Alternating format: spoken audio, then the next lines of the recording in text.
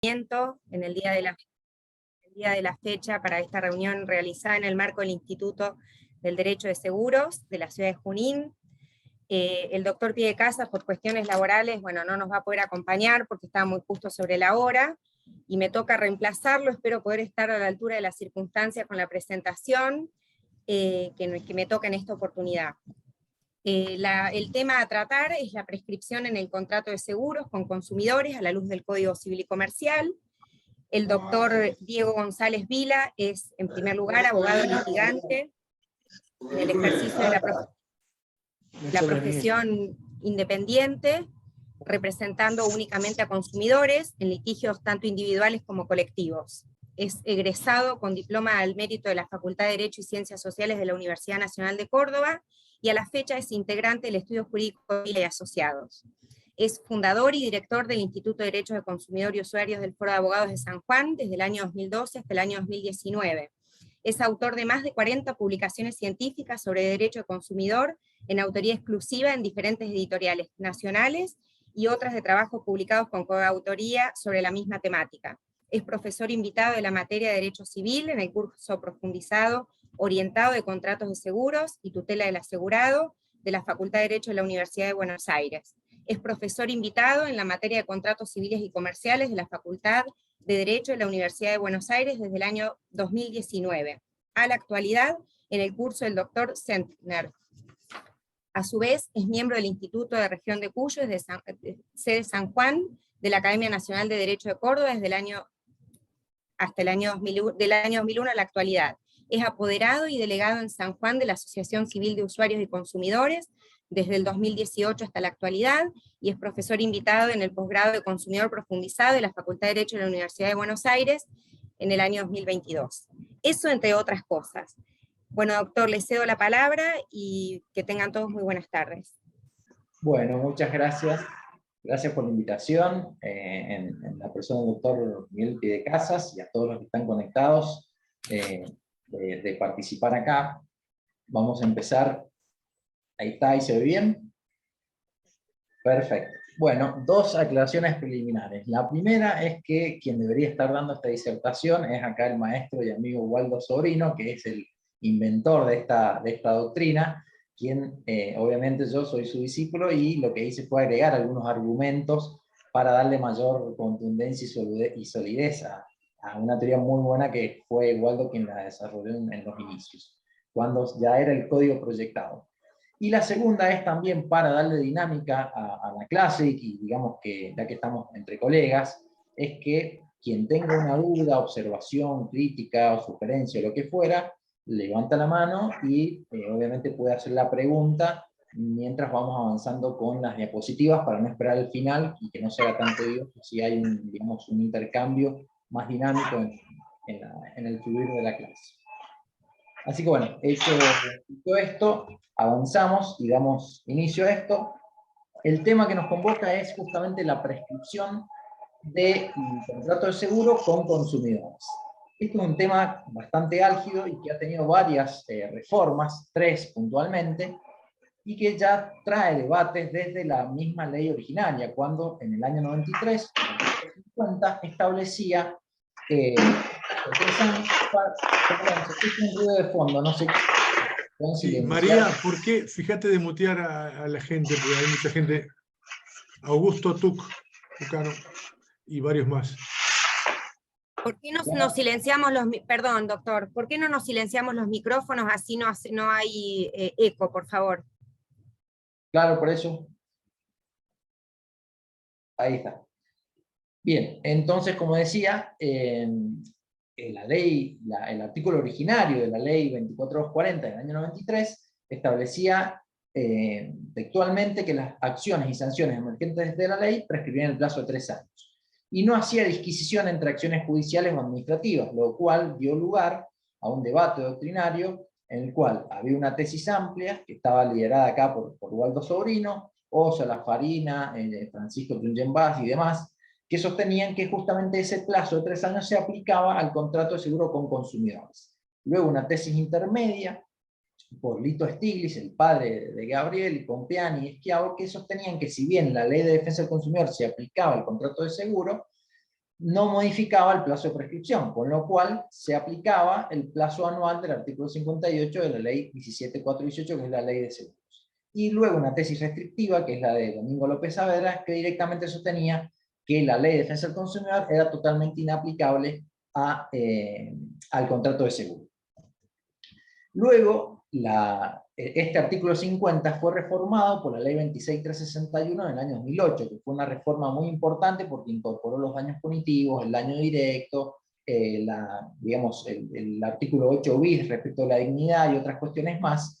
Y entre esas modificaciones adoptó el legislador acá la tesis amplia. ¿Por qué? Porque estableció expresamente que tanto las acciones judiciales, administrativas y las sanciones de la ley se aplicaba el plazo de 3 años, con el agregado de que cualquier actuación administrativa interrumpía el plazo de la prescripción y además también estableció en forma docente el mismo principio de preeminencia normativa que ya había incorporado el artículo 3 de la misma Ley de Defensa del Consumidor, que cuando había un proveedor que tenía una legislación específica en su materia, por ejemplo, en el caso de los seguros, y tenía un plazo especial, se aplicaba aquel plazo que sea más favorable al consumidor, de manera tal que cuando el consumidor era parte actora, se aplicaba el plazo de 3 años, y cuando era demandado, era el plazo más breve, que era el plazo anual.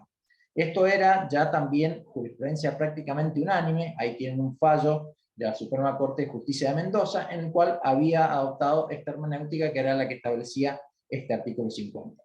A esa fecha, prácticamente la jurisprudencia de todo el país aplicaba en los contratos de consumo los contratos de seguro con consumidores, aplicaba el plazo de 3 años. Salvo la sala B de la Cámara Nacional de lo Comercial, que seguía aplicando el plazo anual.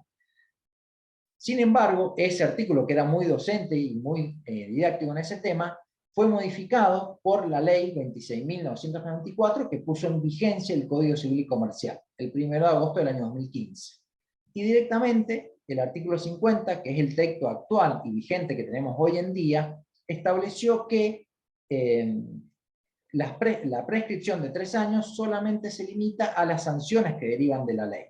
Con lo cual, la Ley de Defensa del Consumidor, expresamente el artículo 50, no tiene un plazo de prescripción específico para las acciones, ni para las judiciales, ni tampoco para las acciones administrativas, habiendo quedado el plazo de 3 años limitado únicamente a las sanciones que derivan de la ley. Las sanciones administrativas del artículo 47-49 y también el daño punitivo, que como todos sabemos no tiene carácter resarcitorio, sino que tiene carácter justamente disuasivo, preventivo y punitivo. Pero mantuvo la regla de que la prescripción se interrumpe con la comisión de nuevas infracciones y también con el inicio de actuaciones administrativas, ya sean cartas, documentos, reclamos extrajudiciales o incluso la denuncia del siniestro. ¿Hasta acá alguna duda? No, bien. Todo muy claro. Bueno, gracias. Entonces, si aplicamos los criterios tradicionales, ¿no?, que eran los que establecía Bobbio, y que nos enseñaron a nosotros en la universidad, respecto del cual la ley posterior deroga la ley anterior, la ley especial desplaza la ley general, podríamos llegar a caer en una modificación inconstitucional, porque al consumidor, que antes, en el año 2008, se le aplicaba el plazo de 3 años al contrato de seguro, ahora se le iba a aplicar el plazo de 1 año. Por lo tanto, entonces acá, la nueva visión que implementa el código es el de diálogo de fuentes. Este diálogo de fuentes viene justamente a integrar las normas de una manera funcional para evitar que una norma desplace a la otra. Pero, lógicamente, en este marco del diálogo de fuentes, que el autor, el padre de esta doctrina es Erich Jaime, que digamos, su discípula fue Lima Márquez, y que lo implementó el Código de Defensa del Consumidor del Brasil, establece este sistema justamente que hay diálogo porque hay una aplicación conjunta y coordinada de las normas, de manera tal que ya no va a regir el principio de que la ley especial deroga la general, etcétera, etcétera, sino que va a ser justamente, como les digo, una aplicación conjunta y concordada de las normas, porque es un sistema jurídico que tiene que funcionar en forma orgánica y justamente coordinada. Ahora bien, sucede que a veces el diálogo de fuentes se transforma en discusión, entonces es necesario tener alguna regla que permita superar esta antinomia. Por ejemplo, en materia de prescripción. No se puede integrar en un contrato de seguro con consumidores, no se puede decir que se aplique 1 año o 5 años. O se aplican los 5 años o se aplica el año cuando el que está reclamando es el consumidor. Entonces, ¿cuál es digamos, la regla que nos permite aplicar este plazo de 5 años? Es que el diálogo de fuentes se hace en clave constitucional y convencional. ¿Esto qué significa? Que el principio protectorio del derecho del consumidor, reconocido en el artículo 42 de la Constitución Nacional, permite justamente, y está reglamentado en el artículo 1094 del Código y en el artículo 3 de la Ley de Defensa del Consumidor, que establece la interpretación y la prelación normativa. ¿Qué nos dice este artículo? Que justamente para garantizar este principio protectorio, siempre hay que aplicar la norma más favorable al consumidor. Entonces, este principio protectorio, que a su vez una de sus derivaciones es el principio de preeminencia normativa del régimen legal más favorable al consumidor, permite superar esta dicotomía cuando el diálogo de fuentes no sirve para poder resolver este conflicto normativo. ¿Está claro hasta acá? Excelente. Bien. Excelente. Entonces, bueno, como decía, este principio de preeminencia normativa que está en el artículo 1094 del Código ya está incorporado en el artículo 3 de la Ley de Defensa del Consumidor. ¿Y esto por qué? Porque justamente la raíz del derecho del consumidor es de fuente constitucional. Acá, si digamos gráficamente la pirámide, vamos a tener en la Constitución Nacional los tratados de derechos humanos, porque el derecho del consumidor es un derecho humano. Esto lo define, o mejor dicho, lo caracteriza el artículo 1097 del Código, que establece que la dignidad del consumidor debe ser interpretada conforme a los parámetros que establecen los tratados de derechos humanos.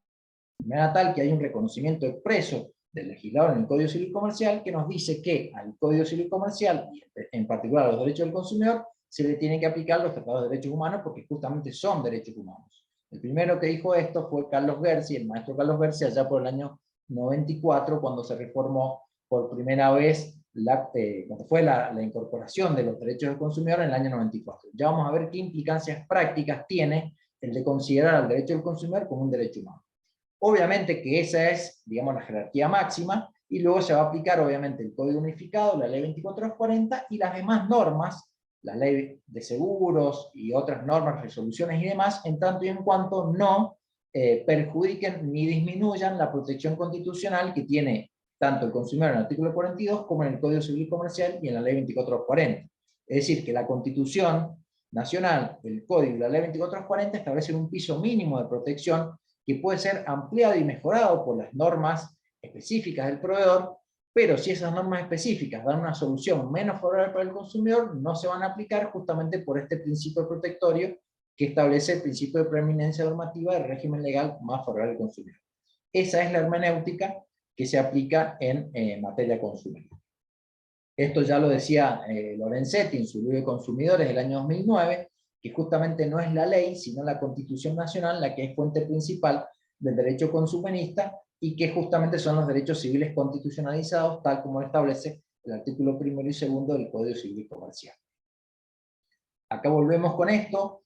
En síntesis, el principio protectorio que está en el artículo 42 está reglamentado por el artículo 3 de la Ley 24240 y por el artículo 1094 del Código Civil Comercial, que en materia de conflicto normativo establecen esta regla que acabamos de ver, y que en materia contractual también es la misma hermenéutica. El artículo 37 establece que a la hora de adoptar una obligación se tiene que aplicar la que sea menos gravosa para el consumidor.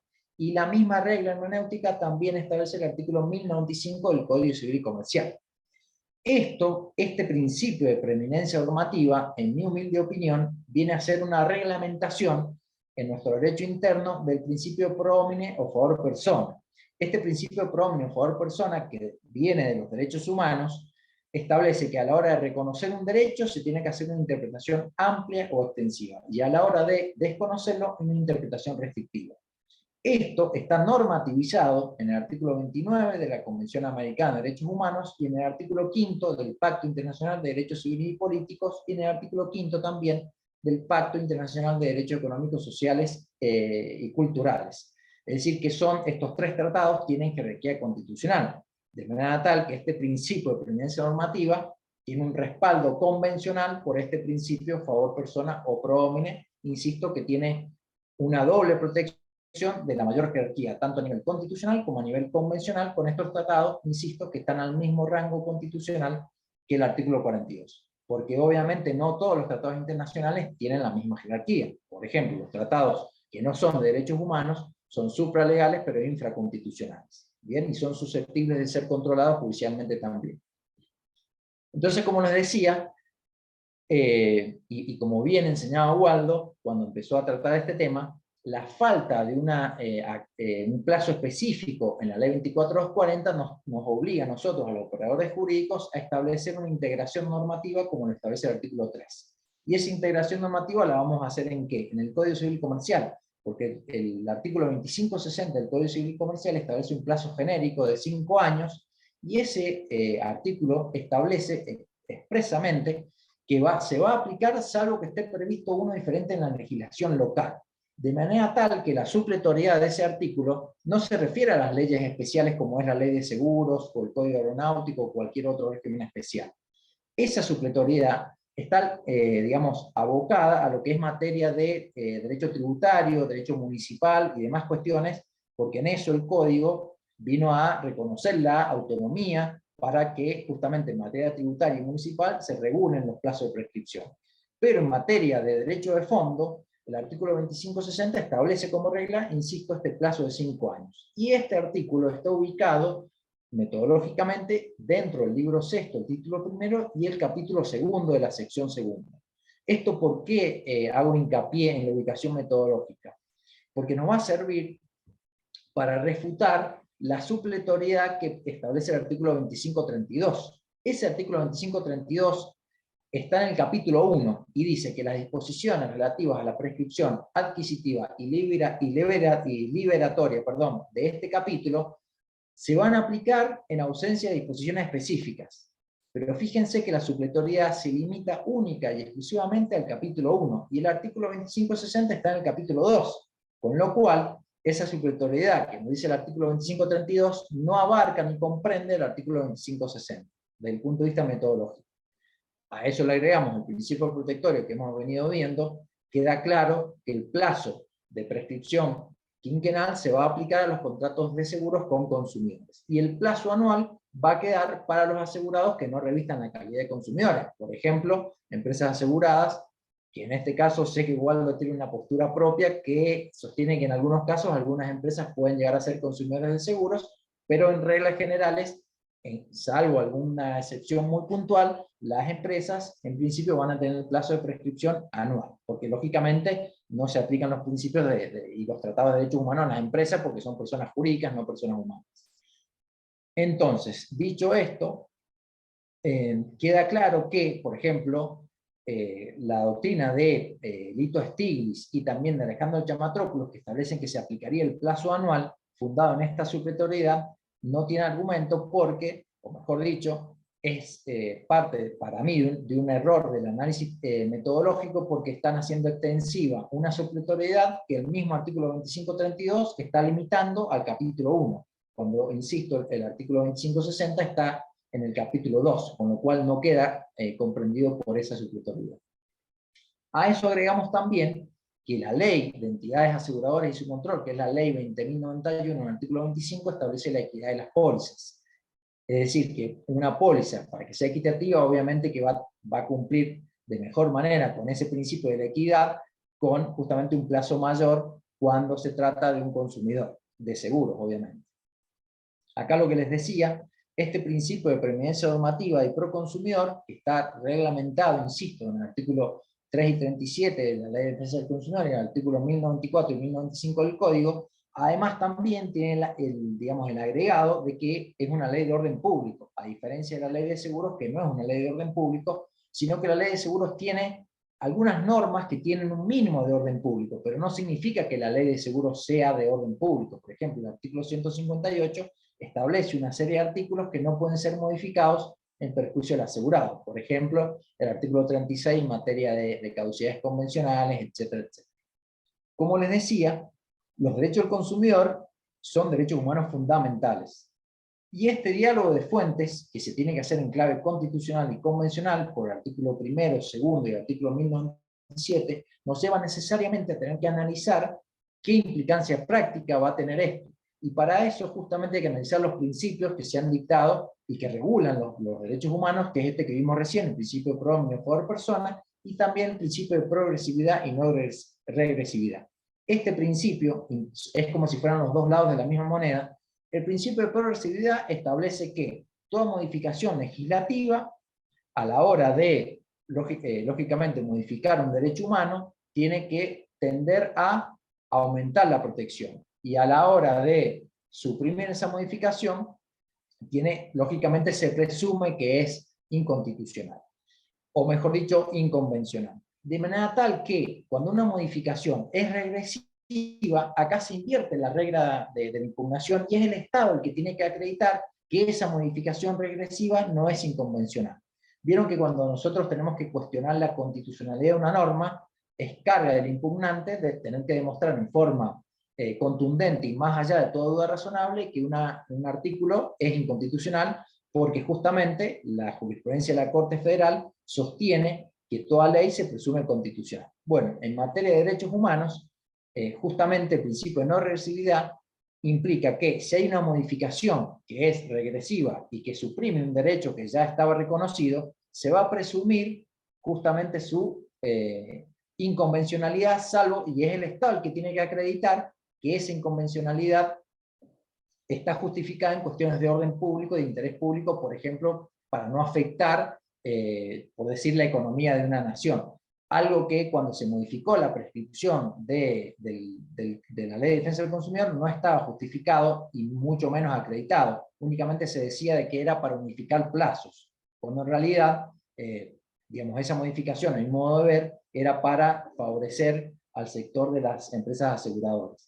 Pero por suerte, como les digo, en esta hermenéutica que hay que hacer en base a este principio de pertinencia normativa es que corresponde aplicar el plazo quinquenal en los contratos de seguro con consumidores. Y otro principio también fundamental en materia de derechos humanos es que las normas son, los derechos humanos, de eficacia directa, es decir, son operativos. Como dice la Corte Suprema de Justicia de la Nación, allí donde hay un derecho vulnerado, hay una acción para hacerlo valer. Es decir, que no es necesario esperar una reglamentación para justamente poder reclamar en la justicia los derechos humanos en el caso que hayan sido vulnerados. ¿Alguna duda hasta acá?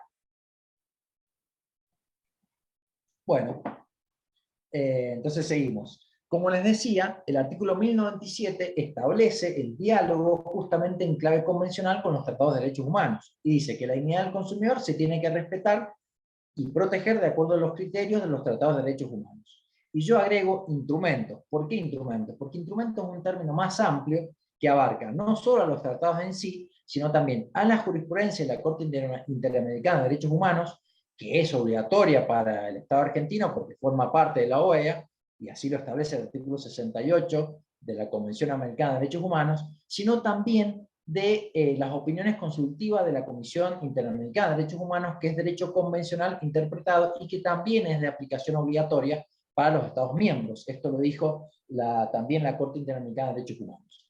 De hecho, la Corte ha ido más allá y en este tipo de modificaciones, justamente para evaluar que no sean regresivas e inconvencionales, ha establecido un control de convencionalidad.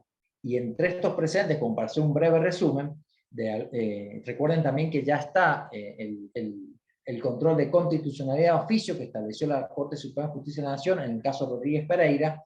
La Corte Interamericana estableció por primera vez en el caso Almonacid Arellano contra Chile que el Poder Judicial tenía que hacer una especie de control de convencionalidad. Allí fue cuando nace este control de convencionalidad, que implica que todo juez tiene que comparar la norma de derecho interno con justamente estos instrumentos internacionales, no solo los tratados, sino la jurisprudencia y las opiniones consultivas. Luego, en el caso Trabajadores Cesados del Congreso contra Perú, la Corte Interamericana fue mucho más allá y estableció que el control de convencionalidad tiene que hacerse de oficio, es decir, no hace falta que sea requerimiento de parte. Y ya en el caso Cabrera García y Montiel contra México, estableció y expandió este control de convencionalidad, no solo de oficio, sino que lo tiene que hacer el Poder Judicial en todos los órganos y en todos los niveles. Es decir, no solo un juez, sino que lo tiene que hacer cualquier funcionario judicial. Y ya Y el último caso en el cual expandió en forma, digamos, expansiva este control de convencionalidad fue en el caso Hellman contra Uruguay, en el cual estableció que el control de convencionalidad es a cargo de cualquier autoridad pública y no solo el Poder Judicial.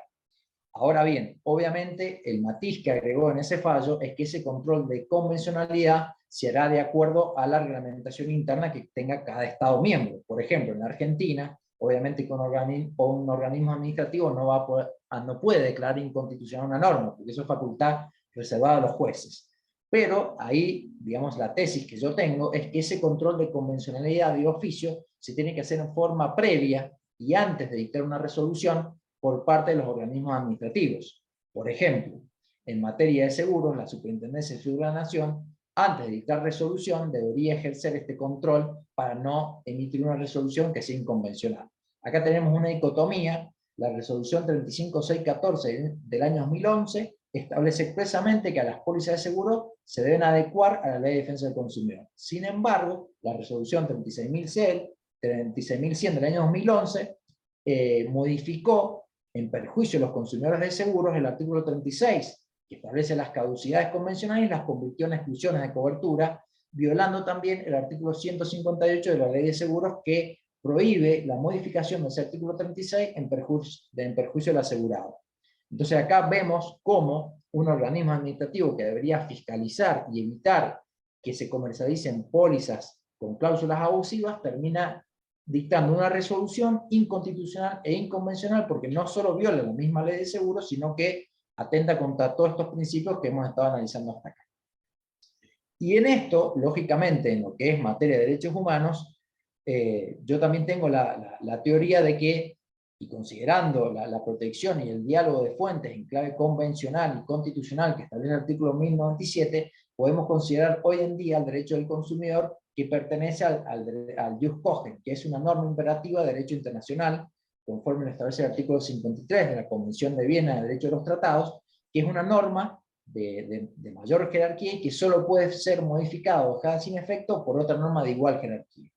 Quien se enrola en esta tesis es José Sayán, un amigo, un maestro de Tucumán, que en su libro Dimensión Constitucional de los Derechos del Consumidor desarrolla todo este tema de lo que es el principio justamente, digamos, de preeminencia normativa, el principio de convencionalidad, de no regresión, y además también hace un análisis muy bueno en lo que es el derecho comparado supranacional de la protección del consumidor en estos niveles, digamos, de tribunales que son supraestatales, que es una obra que recomiendo su lectura. Y por último, para, digamos, también otra cuestión no menor, es tener en cuenta desde cuándo es exigible la obligación, es decir, desde cuándo inicia el cómputo de la prescripción, porque generalmente cuando las aseguradoras oponen la excepción de prescripción, las aseguradoras computan el plazo desde la ocurrencia del siniestro, y eso es un error, porque, digamos, la obligación, el mismo artículo 58 de la Ley de Seguros, establece que el plazo comienza a correr desde que la obligación es exigible. ¿Y desde cuándo es exigible la obligación? Y obviamente acá tenemos que tener en cuenta dos cuestiones. Una, la interrupción de la prescripción que se produce con el inicio de una actuación administrativa, por ejemplo, la denuncia de siniestro, que nos da una interrupción de 6 meses como mínimo, y si adoptamos una postura que es la que dice Waldo, que la denuncia de siniestro interrumpe la prescripción, supongamos que no la interrumpe, sino que la suspende, la va a suspender por 6 meses, como lo establece el artículo 2541, con lo cual, desde que ocurre el siniestro, el consumidor tiene la carga legal de hacer la denuncia en un plazo de 72 horas, esto bajo apercibimiento de perder la cobertura, que ha sido morigerado por la doctrina de Waldo, y nosotros también escribimos un trabajito que está ahí en el enlace de IGJ Editores, para que lo puedan, en forma gratuita, ahí en el Power, que también se los he dejado a ustedes, para que lo puedan acceder, en el cual analizamos que igualmente la aseguradora tiene que dar cobertura cuando el asegurado hace la denuncia fuera de ese plazo de 72 horas. Pero bueno, no me quiero extender con eso para no pasarme con el tiempo. Entonces, como les decía, el inicio del cómputo es desde que la obligación es exigible. Acá tengan en cuenta que desde que se hace la denuncia del siniestro, la aseguradora tiene 30 días para expedirse. son 30 días de corrido, bajo procedimiento de aceptar tácitamente la cobertura. Esto lo establece el artículo 56 de la Ley de Seguros. Una vez que vence ese plazo de 30 días, supongamos que la aseguradora se mantuvo en silencio, tiene 15 días para pagar. Fíjense que el artículo 49 de la Ley de Seguros establece que tanto para los seguros patrimoniales como para los seguros de personas es el mismo plazo de 15 días para pagar. Por lo tanto, desde que se hizo la denuncia de siniestro, se suspende la prescripción por 6 meses y además están los 45 días, insisto, de la aceptación tácita y los 15 días para pagar. Y recién ahí es la fecha en la cual la obligación es exigible.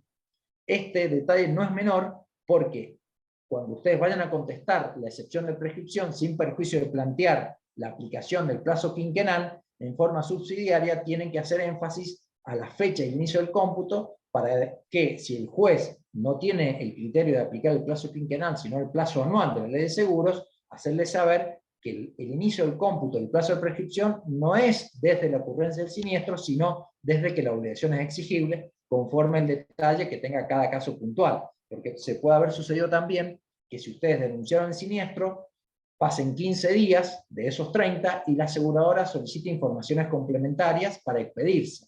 Ese pedido de informaciones complementarias no interrumpe ese plazo de 30 días, sino que lo suspende. Y una vez que el consumidor cumple con ese pedido de informaciones complementarias, se reanuda ese plazo de 30 días y la aseguradora, si no rechazó el siniestro en forma expresa, se produce esta aceptación tácita del artículo 56. De la misma manera que esa aceptación tácita se va a aplicar si el rechazo no está debidamente fundado y detallado. Por ejemplo, hay muchas veces que se rechaza el siniestro y no se detalla el motivo. Eso la jurisprudencia también lo interpreta como que es un rechazo deficiente, porque no solo cumple y transgrede con el deber de información del consumidor, sino que también afecta el derecho de defensa del asegurado, porque le impide poder cuestionar cuál fue el motivo del rechazo. De hecho, hay recursos para quienes litigan extraordinarios que se han abierto por este motivo, justamente por haber afectado el derecho de defensa del asegurado cuando la aseguradora rechaza el siniestro y no explicita los motivos del rechazo. ¿Alguna duda hasta acá? Está todo perfecto, clarísimo. ¿No entendieron nada o no sé? Una maravilla, ¿no? Excelente. Bueno, como les decía, entonces tener en cuenta que justamente el inicio del cómputo es desde que la obligación es exigible. Fíjense que acá estamos haciendo lo que nos dice el código, estamos integrando el diablo de fuentes porque estamos aplicando el plazo de 5 años, pero utilizando el artículo 58, última parte, que nos dice que el inicio del cómputo es desde que la obligación es exigible, porque el artículo 2560 no dispone nada al respecto. Esto es el diablo de fuentes, ¿se entiende? Ese es el diablo de fuentes en clave convencional. Aplicamos el plazo más favorable al consumidor, pero lo integramos con esta parte del artículo 58, porque es justamente también lo que le favorece y resguarda adecuadamente el principio protector. Bueno, y acá para hacer un poquito de casuística y análisis jurisprudencial, hoy en día la jurisprudencia es prácticamente mayoritaria en aplicar el plazo quinquenal en los contratos de seguros con consumidores. Acá hay un caso, uno de los primeros, de la Cámara Civil y Comercial de La Plata, también de la Cámara Primera de Mendoza, y también del Tribunal de Gestión Asociado número 3 de Primera Instancia de Mendoza, en esas causas y precedentes que tienen ahí. Yo toda esta jurisprudencia se la he compartido, y entiendo que se las han hecho llegar, así que todos estos fallos con matices y argumentos más, argumentos menos, sostienen lo que hemos estado analizando hasta acá. Otro caso también, otro tribunal importante es la Cámara de Apelaciones en lo Civil y Comercial, la Sala Primera del Departamento Judicial de Mercedes, de la provincia de Buenos Aires, que en la causa Vega y en la causa Miranda también estableció este plazo quinquenal y cita un trabajo nuestro que se publicó en IJ Editores respecto de este tema de la prescripción quinquenal en los contratos de seguro con consumidores, que ahí también tienen el enlace, el link, que lo pueden acceder en forma gratuita en esta diapositiva. Acá también se estableció justamente que si se aplicaba el plazo de 1 año de la Ley de Seguros, íbamos a caer en la conclusión de que la modificación del Código Civil Comercial al artículo 50 de la Ley de Defensa del Consumidor iba a ser una modificación regresiva e inconvencional. Por eso es que todos estos tribunales aplican este plazo quinquenal. Otros precedentes que también van en la misma línea: la Cámara Nacional de Apelaciones en lo Comercial, la Sala F, en esos dos precedentes, en la causa Sidner y en la causa Jiménez, y la Suprema Corte de Justicia de Mendoza, en la Sala Primera. Ahí tienen el enlace para acceder al fallo, sin perjuicio que también se los he compartido.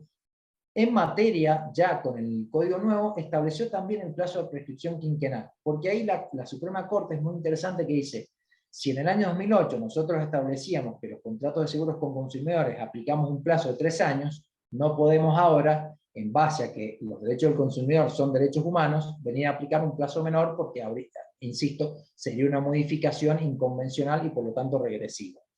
En consecuencia, la Suprema Corte se enrola en esta doctrina también de aplicar el plazo de prescripción quinquenal. También acá la Cámara Nacional de la Comercial, la Sala C, en esta causa Loto, y también la Sala Tercera de la Cámara Segunda de La Plata, y la Cámara Segunda de la Sala Segunda también de la Ciudad de La Plata, en esos precedentes que ven ahí: Ibáñez, Prado y Pisaco. En todas esas causas se aplicó, insisto, este plazo, esta doctrina del plazo quinquenal en los contratos de seguros con consumidores. Y también hay una tesis intermedia que hace una disquisición que yo no comparto, que sostiene que cuando la acción deriva por cumplimiento de contrato se aplica el plazo quinquenal, pero si vamos a reclamar daños derivados de un contrato de consumidor, en este caso el seguro de responsabilidad civil, se aplica el plazo de 3 años del artículo 2561. ¿Por qué, si bien este plazo trienal mejora el plazo anual del artículo 58 de la Ley de Seguros, yo no comparto esta postura? Porque si estamos diciendo, y de hecho estos mismos tribunales tienen, a mi modo de ver, y en mi humilde opinión, insisto, una resolución incoherente, porque sostienen que cuando nosotros demandamos por cumplimiento de contrato, supongamos un contrato de seguro, se va a aplicar el plazo de 5 años. Y hacen todo este razonamiento que estamos haciendo.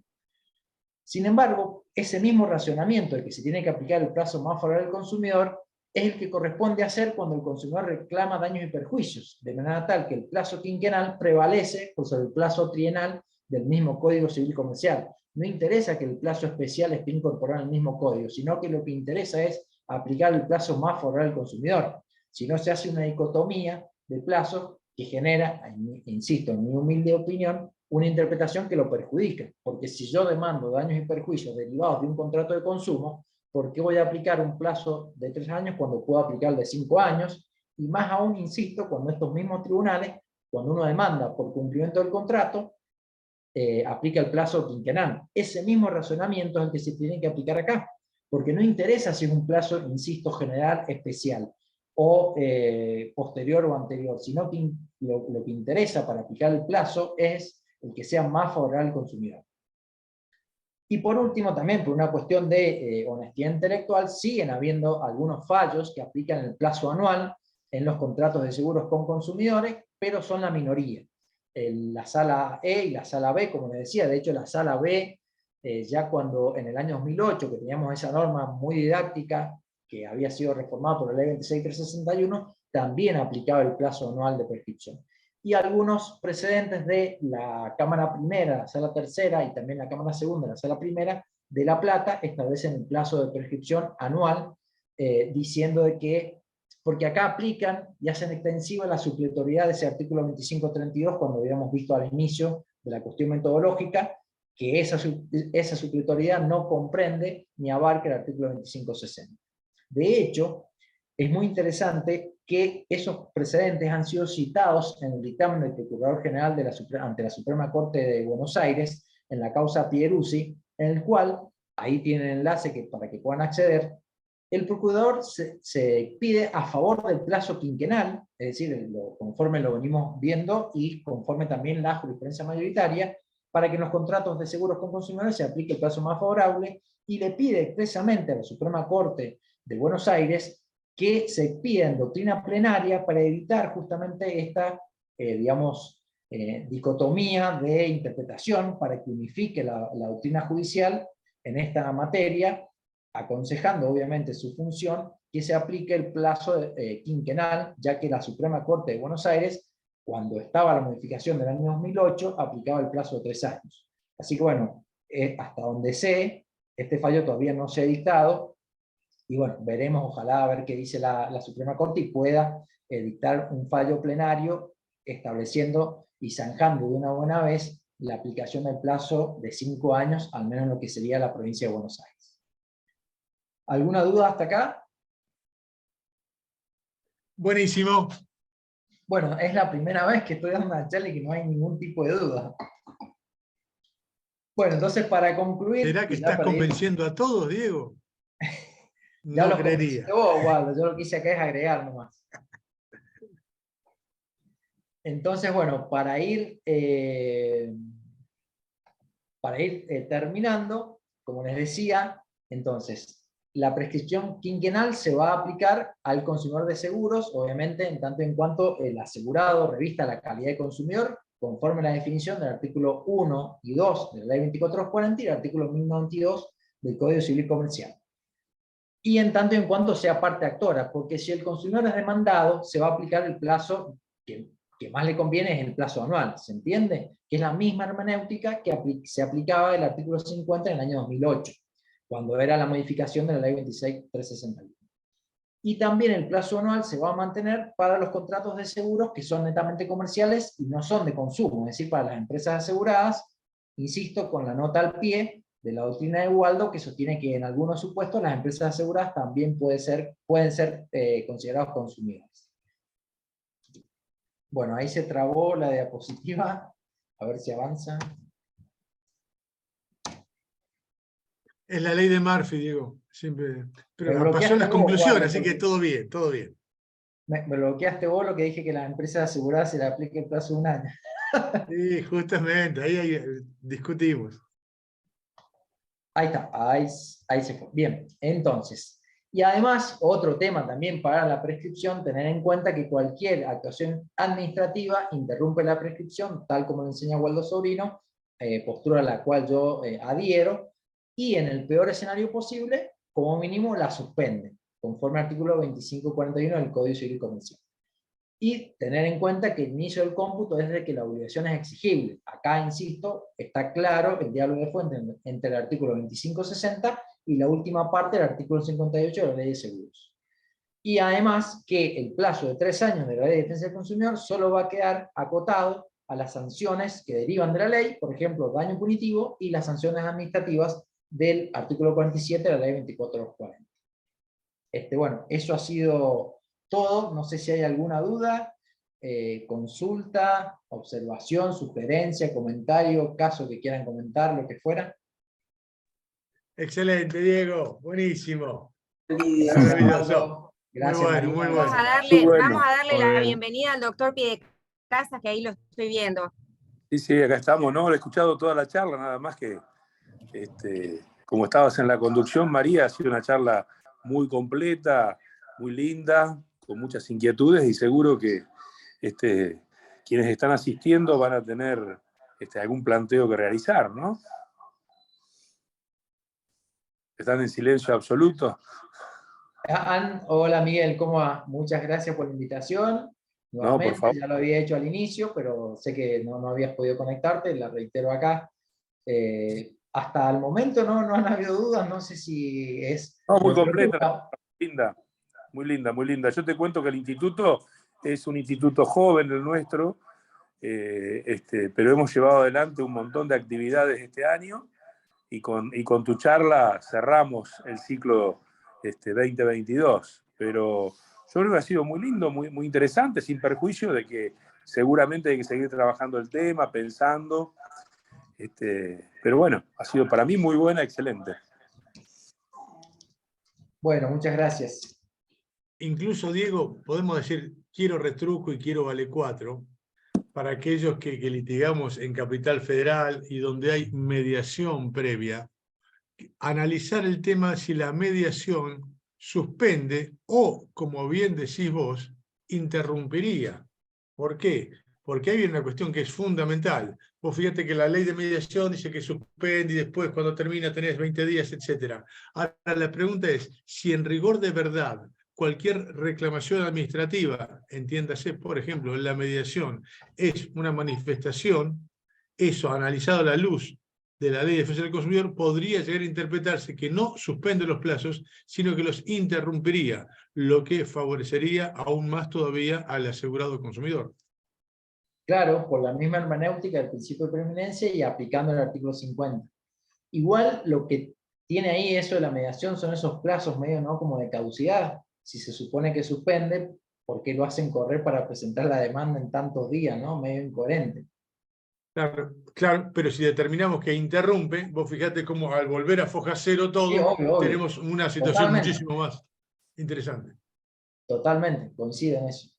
Por suerte acá no tenemos el tema de la mediación previa. Se quiso implementar justo antes de la pandemia, y después de la pandemia fue como que eso quedó ahí en tintero, y por suerte quedó ahí y no se implementó, porque al menos yo litigo mucho en el tema de representando a consumidores, y la verdad que en mediaciones nunca ha sido algo favorable, siempre ha resultado más una pérdida de tiempo. Sí, por ahí quizás en los colegas que hacen laboral, pero menos en consumidor, y también sé por causas también que llevo asociado en Buenos Aires, mediación, lo que es al menos en algunos temas puntuales, planes de ahorro y lo demás, se abre la mediación solamente para cumplir con ese formalismo que habilita después a iniciar la acción judicial, porque no hay casi propuesta de arreglo. En algunos casos muy,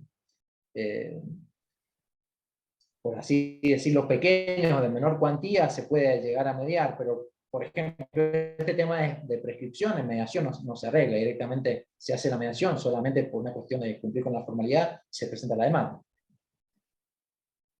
No sé si Inclusive hay... vos hablabas de inconvencionalidades. Otra de las tantas inconvencionalidades de nuestro nuevo amigo, el Código Civil y Comercial, es justamente el artículo 2541, que restringe el viejo 3986 de Vélez Arfield. Con el Código de Vélez, la intimación suspendía por una vez por un año. Y vos fíjate que el Código Civil modifica el 3186, te lo convierte en 2541, y el plazo de suspensión ya no es de un año, sino que se restringe irrazonablemente, en mi criterio, a 6 meses. Eso también podría analizarse como algo inconvencional, dado que violenta el principio de no regresión, cuando hay consumidores. Exacto. Y además, lo importante de las modificaciones regresivas es que, como decíamos recién, tiene que estar justificado y acreditado por el Estado de que no es inconvencional, porque se invierte la carga de la prueba. Que no es el Estado que tiene que decir, hice una modificación regresiva, pero no es inconvencional. El Estado que lo tiene que acreditar. Al impugnante le basta con poner de manifiesto la norma como era antes y la modificación regresiva. Y con eso ahí, digamos, se invierte la carga de la prueba y el Estado es el que tiene que acreditar que esa modificación, si bien es regresiva, no es inconvencional. Pero esa acreditación, en lo que es el derecho comparado, y acá también por la jurisprudencia de la Corte Interamericana, se interpreta en sentido muy estricto. Digamos, no cualquier modificación regresiva se la tiene por convencional. Digamos, como regla suelen ser inconvencionales. Hola Adrián, ahí lo veo conectado, Adrián Mengolea, un amigo también. Con lo cual, en este tema también de la convencionalidad, es interesante esto justamente que decíamos del control de convencionalidad de oficio, ¿no? Que bueno, los jueces en general, salvo excepciones, si uno no lo pide, no ejercen ese control de oficio, digamos, de la normativa. Avalando lo que vos decís y utilizando la jurisprudencia de la Corte Interamericana de Derechos Humanos, es importante resaltar que hay una sentencia de hace unos meses, Vera contra Chile, donde la Corte Interamericana de Derechos Humanos, de manera expresa, en un seguro privado, aplicó los tratados internacionales de derechos humanos en favor del propio asegurado, de manera tal que, como bien dice la Corte Interamericana, sus fallos son obligatorios, y encima el caso Vera contra Chile, de manera expresa, determinó que los tratados internacionales sí se aplican a los casos de seguros, incluso de seguros privados. Avala todo. Excelente, excelente. Bueno, excelente. Impecable el aporte de Waldo. Así que, bueno, no sé si no hay más dudas, comentarios. Creo que Carlos Uber quería decir algo. ¿Sí? Sí, yo estoy trabajando, creo que hablé este tema, considero que lo hablé se lo adelanté a Waldo en el Congreso. El tema víctimas de accidente de tránsito. O sea, como consumidor lo veo muy grande y lo veo como usuario de la vía pública. Y eso eso que has comentado, que presté mucha atención, que ese control preventivo, que estaríamos en la convencionalidad y los tratados, que hace la autoridad, pero ya administrativa, ya no es necesario que sean las judiciales, o sea que está extendido. Y la aplicación progresiva, es porque estoy revisando la aplicación de la obligación legal autónoma con esas dos prestaciones, pero ubicada la actuación del proveedor público dentro del artículo 67, la disposición del artículo 67 de la Ley de Tránsito, donde la autoridad provee una reasistencia y donde se están, digamos así, se están dando la protección al usuario, estoy siendo víctima de la vía pública, y se le está aportando, porque hay lesiones, las leyes penales, o sea, la parte protectiva, leyes penales por lesiones o muerte, la investigación, y después el tema de salud, que no es el derecho de salud como así, sino las prestaciones de salud por el acceso irrestricto que tiene la política de Estado argentina. No solo al hospital público, sino también no le pueden, si está afiliado, negarle prestaciones de su obra social. Entonces, estoy encarando la visión de que es la víctima un usuario, la obligación legal autónoma sigue siendo muy bien, dado el concepto, es autónoma, pero es un resarcimiento que integra el daño resarcible, pero es un gasto. Y un gasto que de los tres sujetos legitimados, que son víctimas, derechohabientes y acreedores de tales servicios, tenemos que con la actuación inmediata que haga el hospital público, el SAME, el 107, justamente en esa emergencia, sustituye esas prestaciones por un proveedor público. Y es la autoridad, y está ejerciendo una actividad política que sale del artículo 42, política de Estado. Política de Estado. O sea que tenemos un proveedor público que está denominado acá como autoridad. Eso es lo que yo estoy considerando. Y obviamente, siempre teniendo en cuenta el 109 de derecho de seguro, que es lo que se debe a un tercero, sigue siendo contra tercero la responsabilidad civil. Eso es lo que porque hemos actuado, hemos ya hablado de este tema. Y recordárselo que lo hablé con Waldo en el Congreso, que le hablaba de usuario de la víctima. Nada más. Hice un comentario, Diego. Bien. Perfecto. Sí, yo ahí obviamente coincido que la víctima de siniestro es un consumidor, de hecho hay jurisprudencia sobre eso, pero bueno, sabemos lo que pasó, ¿no? Cuando se suprimió al expuesto del año 2008 y quedó, digamos, como limitado al 1097. Igualmente, interpretaron mal la doctrina de Waldo, por suerte, porque en realidad la víctima del siniestro es un consumidor conexo, no contratante, no es el expuesto. En el seguro de responsabilidad civil obligatorio es el consumidor conexo, no contratante, o consumidor indirecto, como se denomina, y en el seguro de responsabilidad civil voluntario, ahí era el bystander o el expuesto. Pero hay varios fallos, incluso hubo uno de Mar del Plata, bueno, seguramente los deben haber analizados, en los cuales ya se admite justamente la acción, digamos, directa de la víctima contra el asegurador. Y eso después, demuestra que Dios es argentino. Porque esperemos que mañana también. Claro, espero que mañana también. Cuando quisieron restringir los derechos a los consumidores víctimas de accidentes, se equivocaron porque eliminaron al tercer expuesto. Pero la realidad es que la víctima de accidente de tránsito, hoy en día con la normativa vigente, es un consumidor por el artículo 1092, que determina que la víctima es el beneficiario directo como destinatario final. Concretamente, artículo 68 de la ley 24449. De manera tal que toda esa inconvencionalidad que hicieron tiene resultado neutro.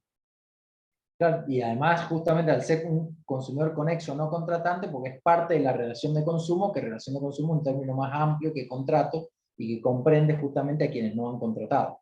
Así que ahí enlaza en forma, digamos, coherente la doctrina. Y respecto de la obligación autónoma, es cierto que en general no las cumplen las aseguradoras. Así que bueno, ahí Waldo tiene su tesis de que es para reclamar daño punitivo ante la falta Porque eso no pueden oponer ningún tipo de exclusión de cobertura ni caducidad, nada, la tienen que pagar y punto. Ante el reclamo se paga. Pero no, en la práctica no, yo no conozco casos y de los reclamos que yo hice nunca lo cumplo. Una buena noticia de lo que decís daño punitivo, Diego, me dijo el doctor Carlos Facal, yo no lo he corroborado, pero me lo dijo él, que el monto de 5 millones de pesos del año 2007 ya se ha actualizado ahora con canastas, de manera que estaría en 200 millones más o menos. ¿Es así? Sí, se ha modificado la ley de presupuesto ahora ahí que está ahí trabajando en la Autoridad de Aplicación Nacional, Pérez Azaña y Busconi, y ha modificado con esta unidad de cuenta, digamos, en las canastas básicas, y sí, llega, no más, creo que está a 300 y pico millones el máximo. Así que, bueno, interesante. Ahora, la segunda parte, hasta ahora, no sé si se publicó en el boletín oficial la ley de presupuesto, si alguien lo tiene, claro, bueno, lo confirma. Y la otra, en caso que se publique efectivamente, quedaría también que los jueces se animen a aplicarlo, ¿no? Pues no hubieron muchos casos que apliquen los 5 millones, imaginemos que le van a aplicar 300, 200 millones. Pero bueno, ya por lo menos tener la norma, ¿no? Ya es un avance. Hay que insistir con eso, y para los colegas que hacen parte actora, muy recomendable para el tema daño punitivo, www.UNS, Universidad Nacional del Sur, donde están ahí los geniales analistas de Análisis Económico del Derecho, Bahía Blanca, Hugo Asiarri, Pamela Tolosa, y Matías Irigoyen Testa, que elaboró una fórmula para el cálculo de daños punitivos. Entren ahí, que está muy interesante, les puede servir de muchísimo. Claro, de hecho, Matías tiene un formulario de Excel que le permite al operador cambiar las variables y solo hace la fórmula, para no tener que, porque los abogados somos bastante reacios y arijos con la matemática, por eso Matías inventó eso. De hecho, tiene dos fórmulas, una para los daños reparables y otra para los no reparables, que es bastante más compleja de los no reparables. Ahora, están poniendo en el chat que tienen una duda, una consulta. Sí, que por favor encienda. Mauro Notari, sí, que encienda ahí. Hola, buenas tardes. Hola Mauro, ¿cómo va? Bueno, primero felicitaciones, Diego, espectacular, muy claro, me encantó la charla. Compañero de Usuario y Consumidor Unido, un saludo también para Adrián, que está conectado. Bueno, yo aprovecho para hacerte una consulta. Sí, obvio, dale, métele. En el caso de un seguro de destrucción total, la aseguradora reconoce el siniestro, hace una especie de liquidación, una carta documento, pero difiere el pago hasta que se presenten un montón de requisitos, el título del auto, la baja, libre deuda, un montón de cuestiones que dentro de las que me obliga a mí a iniciar una sucesión porque digamos, la conductora y la consumidora del seguro fallece en el accidente. Bueno, es decir, la aseguradora reconoce el siniestro, lo acepta, pero bueno, lo difiere al pago a que se presenten todas esas situaciones. En el transcurso, bueno, carta documento, va bien, la cuestión que la aseguradora nunca pagó el seguro, se inicia el juicio, lógicamente pasa el año, y en la contestación de demanda me oponen una excepción de prescripción. El juicio es sumarísimo, con lo cual no me dan traslado de la excepción, digamos, en Entre Ríos, en los juicios sumarísimos no se ha trasladado las excepciones. Digamos, en el juicio sumarísimo no se permiten las excepciones, por lo tanto no se me da traslado, lo oponen como defensa. Mi pregunta es, en este caso en que no hubo un rechazo por parte de la compañía, ¿corre el plazo de prescripción y en su caso desde cuándo? Qué buena pregunta. ¿Y qué matices tiene? A ver, entiendo que ya lo reconoció y desde que lo reconoció el plazo son obviamente, porque ahí era el ejemplo que estábamos viendo, la compañía reconoce expresamente el siniestro, ¿no? Y te dice que te va a pagar, pero te pide informaciones complementarias. ¿Vos cuándo cumpliste las informaciones complementarias, si las cumpliste? No lo pude cumplimentar porque entre una de las cuestiones es que me exige la baja del vehículo. Para hacer la baja del vehículo, entre otras cuestiones, me obligan a iniciar la sucesión porque es el juez, mediante un oficio, quien oficia Claro, porque falleció el titular y no lo puede pedir el titular a la baja.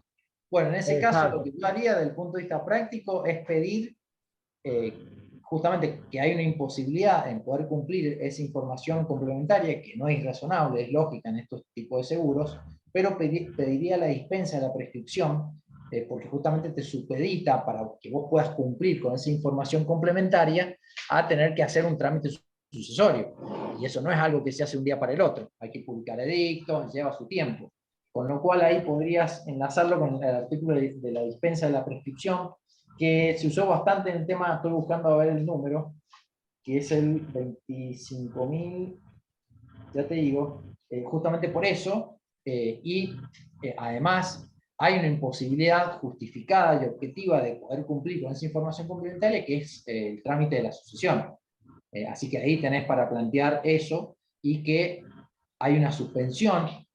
Yo entiendo que acá no se ha vencido el plazo de la prescripción porque hay una suspensión. La compañía te dice, mira, yo lo reconozco, lo voy a pagar y cumplir con las informaciones complementarias. Y vos tenés un impedimento objetivo externo de cumplir con la baja del vehículo porque falleció el consumidor y tenés que hacer un sucesorio. No es, digamos, un siniestro en el cual el titular puede hacer ese trámite que lo hace en 24 o 48 horas, ¿no?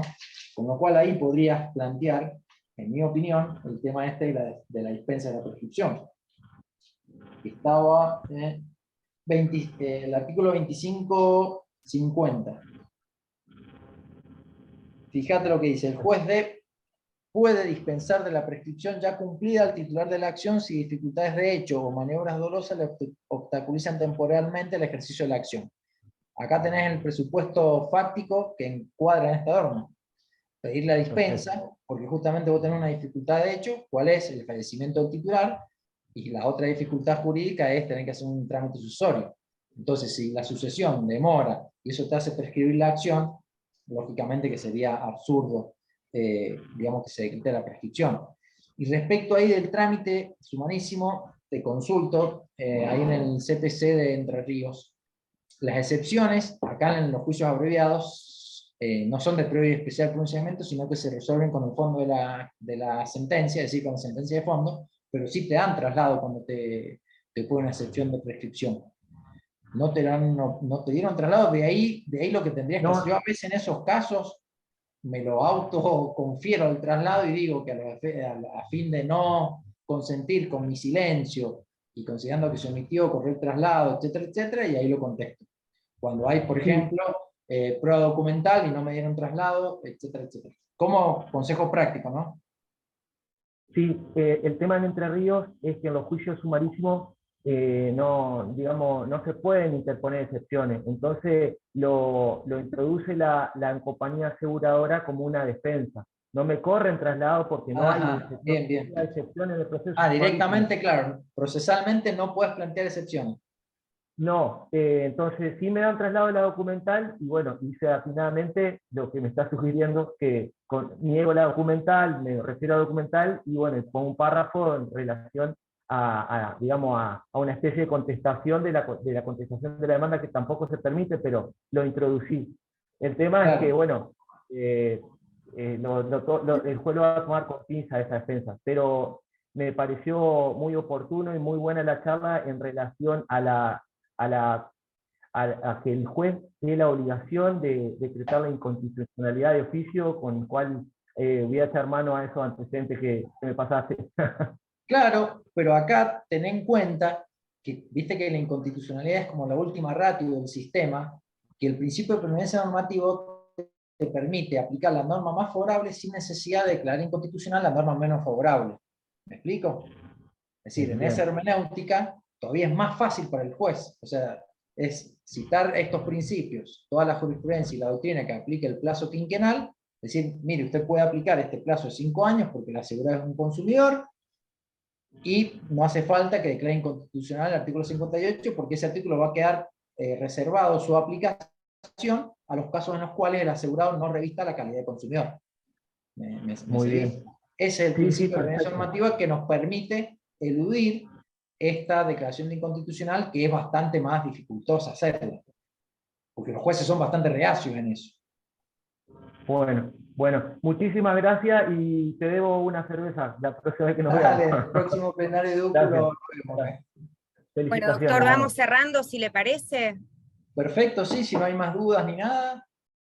Bárbaro. Queríamos agradecerle en nombre del Instituto, del Colegio de Abogados del Departamento Judicial de Junín, a usted y a todos los participantes, y bueno, y mandarles un gran saludo para todos, y ojalá que haya otra oportunidad.